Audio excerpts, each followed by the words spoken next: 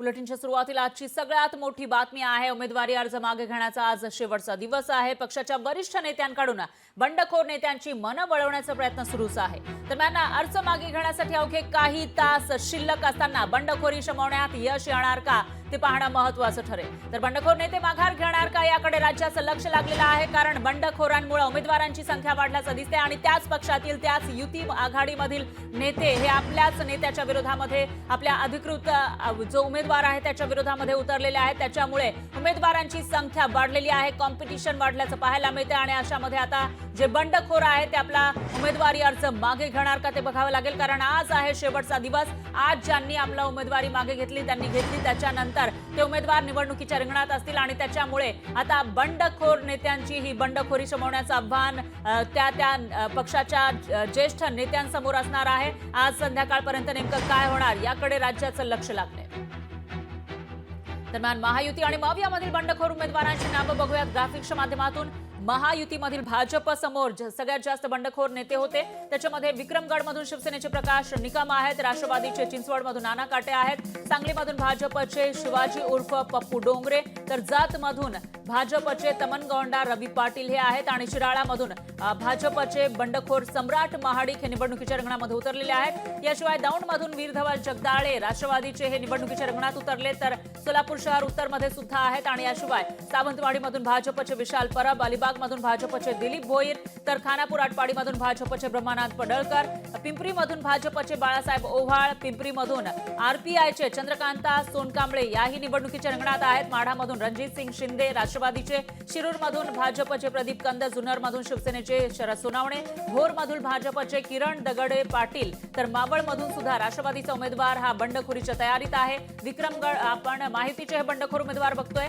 आणि विक्रमगडमधून प्रकाश निकम शिवसेनेचे, तर चिंचवडमधून नाना काटे आहेत राष्ट्रवादीचे, सोलापूर दक्षिणमधून आहे श्री शैलेश हातुरे भाजपचे, मेनका राठोड यांनी ही बंडखोरी केली आहे।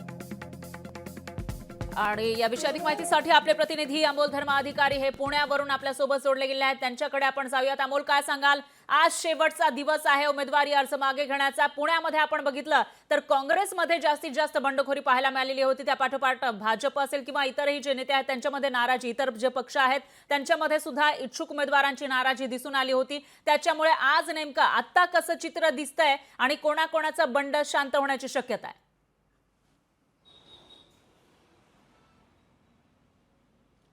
फरा पुणे शहरातल्या 8 मतदारसंघाचा विचार आपण केला तर जवळपास 11 बंडखोर या ठिकाणी आहेत आणि सर्वाधिक बंडखोरांची संख्या ही काँग्रेस पक्षामध्ये पाहायला मिळते। एका मतदारसंघामध्ये काँग्रेसमधून 2 ते 3 बंडखोर उमेदवार आहेत, त्यांनी अर्ज भरलेले आहेत आणि अद्यापही ते माघार घेणार नाही अशी भूमिका आहे त्यांनी घेतलेली आहे। काँग्रेसच्या वरिष्ठ नेत्यांकडून त्यांच्या मनधरणीचे प्रयत्न सुद्धा याआधी झालेले आहेत, पण मागे हटणार नाही अशा पद्धतीची भूमिका आहे।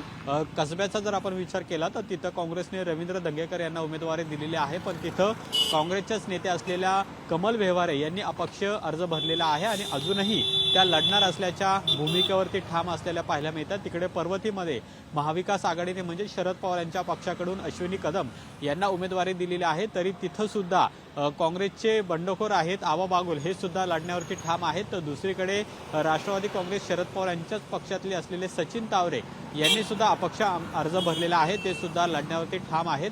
अशा अनेक मतदारसंघ आहेत जिथं अद्यापही माघार घेणार नाही अशी भूमिका आहे ती अपक्ष या बंडखोरांची पाहायला मिळते आणि त्यामुळे साधारण दुपारी 3 वाजेपर्यंत अर्ज मागे घेण्याची मुदत आहे। त्यामध्ये चित्र नेमकं काय उभं राहतं हे सुद्धा पाहणं महत्त्वाचं असेल, पण या बंडखोरीमुळे महायुती असेल किंवा महाविकास आघाडी यांच्यामध्ये मात्र डोकेदुखी आहे ती सुद्धा वाढलेली आहे। प्रामुख्यानं अजित पवार यांच्या पक्षाकडून सुद्धा काही मतदारसंघामध्ये भाजप शिवसेनेचे उमेदवार उभे असतानाही सुद्धा एबी फॉर्म देऊन तिथं उमेदवार उभे केलेले आहेत। प्रामुख्यानं दौंड मतदारसंघ आहे, पुरंदर मतदारसंघ आणि इकडं चंद्रकांत दादा पाटील यांचा कोथरूड मतदारसंघ ज्यामध्ये बाबूराव चांदरे यांनी राष्ट्रवादी काँग्रेस अजित पवार पक्षाचा अधिकृत एबी फॉर्म घेऊन खरं तर त्यांनी उमेदवारी अर्ज भरलेला आहे आणि त्यामुळे पुण्यातल्या किती जागांवरती मैत्रीपूर्ण लढत होते आणि किती जागांवरती उमेदवारी जे बंडखोरी केलेले उमेदवार आहेत ते आपला उमेदवारी अर्ज मागे घेणार हे पाहणं महत्त्वाचं आहे. अद्यापही हे या नेत्यांची म्हणजे या बंडखोर नेत्यांची भूमिका आहे की आम्ही कोणत्याही परिस्थितीमध्ये लढणार आहे, पण वरिष्ठ नेत्यांकडून त्यांची कशा पद्धतीने समजूत काढली जाणार हे पाहणं महत्त्वाचं आहे. पण जवळपास 12 ते 13 जणांची बंडखोरी सध्या पुण्यातल्या काही मतदारसंघावरती आपल्याला पाहायला मिळते आणि ती शमवण्यामध्ये महाविकास आघाडी आणि महायुतीतल्या नेत्यांना यश येतं का हे सुद्धा पाहणं महत्त्वाचं आहे. काही ठिकाणी म्हणजे आपण एक उदाहरण घेऊया की पुरंदर मतदारसंघ जिथं एकनाथ शिंदे यांच्या शिवसेनेचे विजय शिवतारे हे उमेदवार आहेत, मात्र तिथं सुद्धा संभाजी झेंडे जे अजित पवार यांच्या पक्षाकडून अधिकृत एबी फॉर्म घेऊन तिथं लढतायत ते सुद्धा लढण्यावरती ठाम आहेत आणि त्यामुळे तिथं मैत्रीपूर्ण लढत होणार का हा सुद्धा महत्त्वाचा विषय आहे. अशा अनेक मतदारसंघ आहेत आणि त्यामुळे पुणे शहर आणि पुणे जिल्ह्यातल्या 21 मतदारसंघाचा जर आढावा घेतला तर अनेक ठिकाणी बंडखोरी मोठ्या प्रमाणात आहे. पण दुपारी 3 नंतर नेमकं चित्र काय असतं, यातले किती बंडखोर उमेदवार आहेत ज्यांनी अपक्ष अर्ज भरलेले आहेत ते अर्ज मागे घेणार आहेत हे सगळं चित्र आहे ते दुपारनंतर स्पष्ट होईल. पण सध्या तरी हे बंडखोर लढण्यावरती ठाम असलेले पाहायला मिळत आहेत. निश्चितच अमोल, काही तास उरलेले आहेत उमेदवारी अर्ज मागे घेण्यासाठी आणि बंडखोर हे लढण्यावर ठाम असल्याचं दिसतंय. मात्र एक प्रश्न आहे, आता 3 वाजेपर्यंत त्यांची मनधरणी करण्यासाठी किंवा समजूत काढण्यासाठी काही नेते महाविकास आघाडी असेल किंवा महायुती असेल त्या पक्षाचे नेते आलेले आहेत का? काही हालचाली तशा दिसत आहेत का सध्या?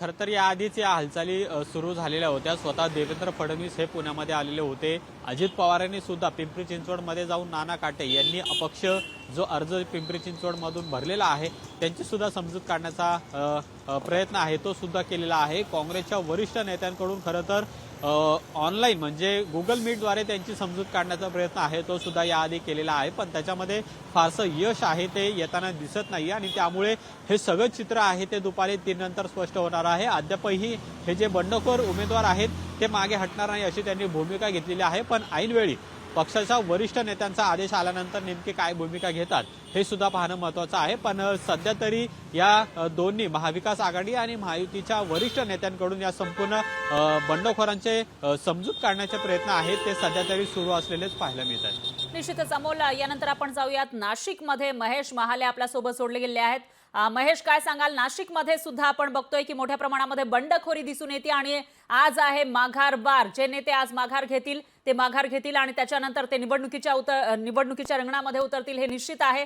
सध्या नाशिकमध्ये काय चित्र आहे? कोणी कोणी माघार घेतली आणि कोण निवडणूक लढण्यावर ठाम आहे?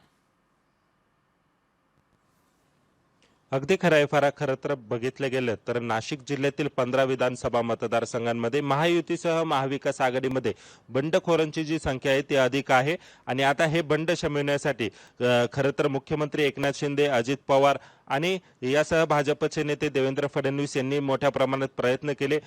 गिरीश महाजन हे देखील नाशिकमध्ये तळ ठोकून होते. खरं बघायला गेलं तर 2 महत्त्वाचे मतदारसंघ आहेत, त्यातला एक म्हणजे देवळाली आणि दुसरा म्हणजे दिंडोरी. या ठिकाणी राष्ट्रवादी अजित पवार गटाचे उमेदवार असताना देखील शिंदेच्या शिवसेनेने या ठिकाणी उमेदवार दिले होते. मैत्रीपूर्ण लढत होईल अशी या ठिकाणी शक्यता होती, मात्र काल रात्री त्यांना एबी फॉर्म किंवा उमेदवारी अर्ज जे आहे ते मागे घेण्याच्या सूचना मुख्यमंत्र्यांनी दिली आहे. मात्र त्या सूचना दिल्यानंतर तेथील जे उमेदवार आहे ते कालपासून खरं तर नॉट रिचेबल झालेले आहे. देवळाली मतदारसंघातून राजश्री आहिरराव यांना उमेदवारी अर्ज आणि एबी फॉर्म देण्यात आलेला होता, मात्र त्या कालपासून नॉट रिचेबल आहे. तर दिंडोरीमधील धनराज महाले हे देखील नॉट रिचेबल आहे. त्यामुळे आता माघार घेतात का हे देखील पाहणं महत्त्वाचं ठरणार आहे, कारण तर 3 वाजेपर्यंत उमेदवारी अर्ज मागे घेण्याची मुदत आहे आणि या मुदतीपर्यंत आता कोणाकोणाचं बंड शमेल हे देखील पाहणं तितकंच महत्त्वाचं ठरणार आहे. तर नाशिक मध्य विधानसभा मतदारसंघामध्ये जर बघितलं तर ठाकरे गटाकडून वसंत गीते यांना उमेदवारी दिलेली. खरं तर पारंपरिक पद्धतीने बघायला गेलं तर ही जागा काँग्रेसची होती. या ठिकाणी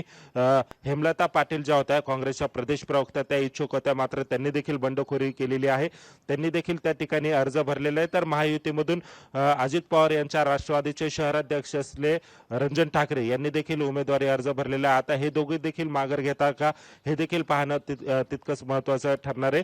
तर ग्रामीण भागामध्ये जर गेलं तर मालेगाव बाह्य मतदारसंघांमध्ये ज्या ठिकाणी ठाकरेंचे अद्वै हिरे हे उमेदवार आहे. त्या ठिकाणी ठाकरेंच्याच पक्षाचे बंडू काका बच्छाव यांनी देखील दादा भुसे यांच्या उमेदवारीच्या विरोधात खरंच उमेदवारी अर्ज दाखल केलेला आहे. त्यामुळे तिथं तिरंगी लढत होणार आहे. मात्र आता ते देखील उमेदवारी अर्ज मागे घेतात का हे बघणं महत्त्वाचं ठरणार आहे. तर जिल्ह्यामध्ये अशा अनेक ठिकाणची परिस्थिती जर बघितली तर अनेक महायुतीसह महाविकास आघाडीतले जे बंडखोर उमेदवार आहेत त्यांनी आपले उमेदवारी अर्ज जे आहे ते दाखल केलेले आहे. मात्र आज दुपारपर्यंत ते उमेदवारी अर्ज मागे घेतात का हे देखील पाहणं महत्त्वाचं ठरणार आहे. त्यांना कुठलं आश्वासन मिळतं आणि त्यानंतर ते उमेदवारी अर्ज मागे घेता हे देखील बघणं तितकंच महत्त्वाचं ठरणार आहे. तर भाजपच्या विधानसभा प्रमुख असलेल्या तनुजा घोलप ह्या आपल्या निश्चितच. भावाच्याच विरोधात म्हणजे ठाकरे गटाचे उमेदवार असलेले योगेश घोलप यांच्या विरोधात त्यांनी बंड पुकारलेला आहे आणि त्या देवळाली मतदारसंघामधून उमेदवारी अर्ज दाखल केलेला आहे. आता त्या देखील माघार घेणार का हे बघणं महत्त्वाचं ठरणार आहे. खरं तर नाशिक जिल्ह्यामध्ये जर बघितलं तर 15 विधानसभा मतदारसंघांमध्ये जवळपास बंडखोर उमेदवारांची जी संख्या आहे ती जवळपास 13 ते 14च्या घरात आहे. यामध्ये सर्वात प्रमुख जी लढत आहे ती देवळा चांदवड मतदारसंघामध्ये असणार आहे. या ठिकाणी भाजपकडून डॉक्टर राहुल आहेर यांना उमेदवारी देण्यात आलेली होती. मात्र निश्चितच. त्या ठिकाणी त्यांचे चुलत बंधू केदार आहेर यांनी बंडखोरी केलेली आहे. अपक्ष उमेदवारी अर्ज त्यांनी दाखल केलेला आहे. निश्चितच महेश, आणि त्यांची त्याच्याबरोबरच मनधरणी नांदगाव मध्ये तर करण्याचा प्रयत्न प्रयत्न सोडून भाजप दिलेले आहेत की काय, त्यामुळे असाही एकूणच- सवाल उपस्थित होतोय. नांदगाव मध्ये जे भुजबळ आहे तिथं निवडणुकीच्या रिंगणामध्ये उतरलेले आहेत, त्याच्यामुळे आता 3 वाजेपर्यंत चित्र स्पष्ट होणार आहे. त्यामुळे याविषयीची अपडेट आपण महेश आणि तुमच्याकडून अमोल, तुमच्या दोघांकडून सुद्धा घेत राहूया. दरम्यान धन्यवाद तुम्ही दिलेल्या या सविस्तर माहितीसाठी. लोकशाही मराठी ऐका, पहा, जागरूक रहा.